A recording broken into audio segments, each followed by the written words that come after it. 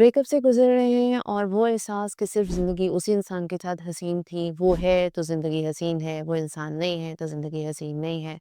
Healing नहीं हो पा रही, आप आगे नहीं बढ़ पा रहे। वो सारी बातें, वो सारे फेक प्रॉमिसेस याद आते हैं, आप खुद से सवाल कर रहे हैं कि क्यों आपने उस इंसान पे ट्रस्ट किया और आपसे क्या गलती हुई कि आप इस पॉइंट तक पहुँच गए और वो इंसान आपसे दूर हो गया। समझने की बात ये है कि ये द एंड नहीं है, but this is the start of your new journey. एक वो जर्नी जिस पे अब आपने किसी ऐसे इंसान की फेक प्रॉमिसेस पे ट्रस्ट नहीं करना और बाहर निकलना है इस हार्ट ब्रेक से, क्योंकि आगे जाके आपको रिग्रेट करना पड़ेगा कि रियलिटी जानने के बाद भी आपने अपनी ज़िंदगी का एक और फेस वेस्ट किया। अस्सलाम वालेकुम, I am Tariq Madina, clinical psychologist and relationship counsellor. पिछले 5 सालों से I am helping people to overcome their emotional pain, to overcome their heartbreak and to start their healing journey. And मेरे मुताबिक आई थिंक हर एक की हीलिंग जर्नी बहुत बहुत ज़्यादा मुख्तलिफ होती है, लेकिन जब तक वो एक्सेप्ट नहीं करेगा, उस रिग्रेट से बाहर नहीं आएगा और अपने आप को अहमियत नहीं देगा, वो उस इंसान के फेक प्रॉमिसेस को नहीं भूल पाएगा और उसकी सो कॉल्ड यादों से भी नहीं निकल पाएगा। ब्रेकअप के बाद हर एक का सवाल यही होता है कि क्या मैं खुश रह पाऊंगा, क्या मैं उसके बगैर जिंदा रह पाऊंगा। उस टाइम पे लग रहा होता है कि शायद ये हमेशा ऐसे ही रहेगा, लेकिन ये फीलिंग्स बहुत टेम्पररी हैं, ओवरकम कर जाते हो आप इस खुद को, लेकिन slowly and gradually by following the healing process और जरा हिम्मत करके। अब हीलिंग जर्नी को स्टार्ट करने के लिए, ब्रेकअप जोन से बाहर आने के लिए हमारा पहला स्टेप क्या होना चाहिए? वो जो मैं टर्म यूज करती हूँ ना, देवदास मोड, कि वो रिग्रेट के है हमने इमोशनल इन्वेस्टमेंट कर दी, हमारी वो इमोशनल इन्वेस्टमेंट वेस्ट जाएगी, उसका सोच के मजीद 2 साल और तबाह नहीं करने। और फिर बाद में ये नहीं कहना कि मेरा 4 साल का रिलेशनशिप था और ब्रेकअप हो गया। वो 2 साल का ही था, उसको एक्सेप्ट करें और आगे मूव ऑन कर जाएं। बाद में मजीद 2 साल तबाह करने की जिम्मेदारी आप उस इंसान पे नहीं दे सकते कि उसकी वजह से ये हुआ। उसने अपनी रियलिटी दिखा दी, आपने एक्सेप्ट नहीं किया और आप मूव ऑन नहीं करे। So you have to accept and you have to move on, denial से बाहर आ जाए। Number 2, the most important, acceptance के बाद remove all the emotional triggers. अगर आप सारा दिन उसके ओल्ड वॉइस नोट सुनी जा रहे हो, तो आप उस ब्रेकअप जोन से बाहर नहीं आ सकते।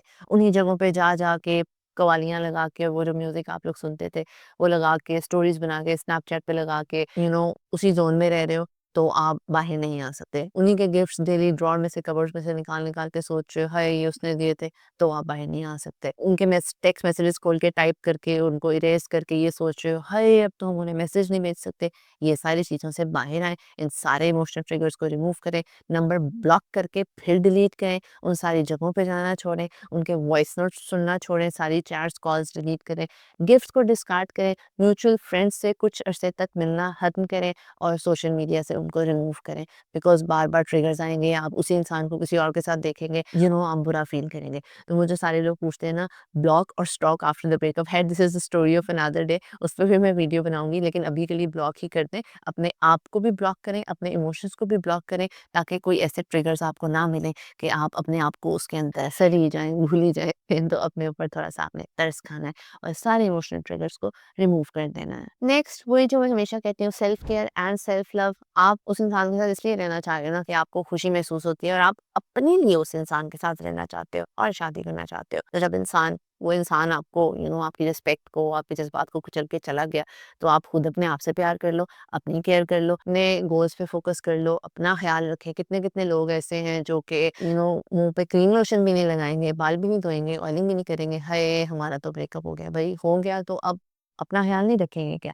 So self care and self love is for most important thing. Next is reframe your perspective. इस चीज को एक फेलियर ना समझें, एक लेसन समझें और अपने आप को रियलाइज करवाएं कि आप कहाँ पे गलत थे और आपने किस फेक प्रॉमिस को कितना अपने सर पे सवार किया और किन किन रेड फ्लैग्स को इग्नोर करके आप इस पॉइंट तक आए कि अब आप अकेले रह गए और अगला अपने फेक प्रॉमिसेस की या अपनी जो भी आप लोगों का रिलेशनशिप जिस पॉइंट तक आया था उसकी रिस्पॉन्सिबिलिटी लेने को तैयार ही नहीं है। ना ही उसको फोर्स करो कि वो रिस्पॉन्सिबिलिटी ले, आप बस स्टेप बैक करो, अपना पर्सपेक्टिव चेंज करो कि इसमें अल्लाह की कोई बेहतरी ही होगी। And just realise that point कि आज तक जिन जिन चीज़ों से अल्लाह ताला ने आपको दूर रखा, आप एक बेहतर पॉइंट पे होना। तो बस ये अपने आप को रियलाइज करवाना होता है। The creator of all the creature, और जो भी सारी मखलूक़ात हैं और आपका जो खालिक है, उसने आपके लिए बेहतरीन फैसला किया होगा, तो इसमें कुछ बहुत अच्छा ही होगा। इतने लोग मुझे बाद में आके बताते हैं कि हाय तब तो हम रो रहे थे, अब पता लगा कि वो इंसान तो दूसरों के साथ भी लॉयल नहीं है, उसने किसी और के साथ भी बुरा किया। तो आप लोग बाद में शुक्र ही करोगे। तो अपने आप को अभी रियलाइज़ कराएँ कि हमने शुक्र करना है कि वो इंसान हमारी ज़िंदगी से चला गया, अपने पर्सपेक्टिव को चेंज करें। और ऑनेस्टली वो आपके साथ लॉयल नहीं था तो क्या करना है? अब आप क्यों अपनी तस्दील करवाएँगे उससे?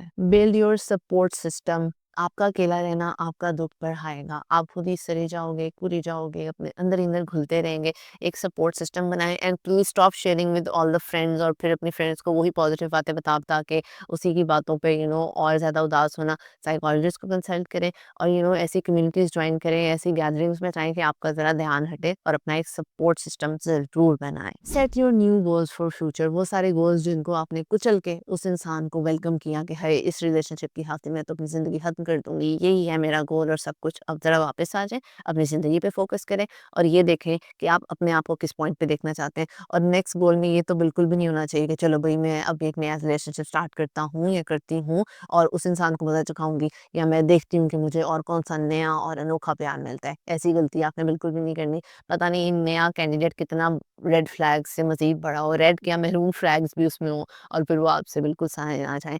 तो आपने अपने सिर्फ़ पॉज़िटिव गोल्स पे फ़ोकस करना है। अच्छा मुझे याद आया कि आई रिमेंबर एक पेशेंट मेरे पास आया and he had a lot of anxiety like उसकी टाँगें काँप रही थी एंग्ज़ायटी से, टेंशन से, पसीने आ रहे थे। हाय अल्लाह! वो मुझे ना मिली तो क्या होगा, क्या नहीं होगा। स्नैपचैट पे उसने मुझे पूरी चैट पढ़ाई एंड ही वाज़ लाइक मैं तो कभी बाहर नहीं निकल सकूँगा and honestly now he is living the best life. मैंने अपने इंस्टाग्राम पे उसकी स्टोरी भी शेयर की थी, सक्सेस स्टोरी की, तो आप लोग ज़रूर जाके देखिएगा। ऐसा होता है कि उस टाइम पे लग रहा होता है, बाद में आप वापस आ जाते हो। मैंने उसको रियलाइज़ करवाया था कि किस पॉइंट तक जाके वो तुम्हारी या आपकी डिसरिस्पेक्ट कर रही है एंड ही रियलाइज़्ड और फिर उसने कहा, "आप बिल्कुल ठीक कह रही हैं।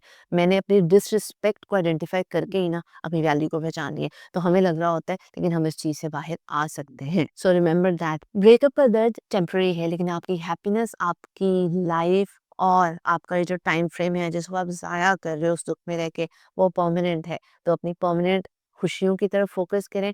Piece of heart, mind, body and soul वो ज़्यादा मैटर करता है रादर देन कि किसी इंसान का साथ होगा और आप खुश रहोगे। ये कहीं नहीं लिखा, ये सिर्फ़ आपकी सोच की गलती है, आपकी कॉग्निटिव डिस्टॉर्शन है। आपने ओवर जनरलाइज़ किया हुआ है कि वो इंसान है तो ज़िंदगी में खुशी है, ऐसा बिल्कुल भी नहीं है। प्लीज़ अपने आप पे फ़ोकस करें। आई एम सारा अहमद नीना, क्लिनिकल साइकोलॉजिस्ट। मेरे साथ अगर आपने अपनी अपॉइंटमेंट बुक करवानी है, these are the contact details, आप इस पे बुक अपनी अपॉइंटमेंट बुक करवा सकते हैं। Apart from that if you are going through any hard time और आपको कोई भी आंसर चाहिए, you can ask in the comment section. ये चैनल को सब्सक्राइब करना ना भूलिएगा, बेल आइकन पे क्लिक करना ना भूलिएगा। वेकअप सीरीज़ की नेक्स्ट वीडियो के साथ I will be coming up सून इंशाल्लाह। अपना ख्याल रखिएगा और अपना ख्याल रखें सबसे पहले, वो इंसान जो छोड़ गया, उसका भी ख्याल ना करें, उसके किसी पुराने फेक प्रॉमिस के बारे में भी ना सोचें। टेक केयर, अल्लाह हाफ़िज़।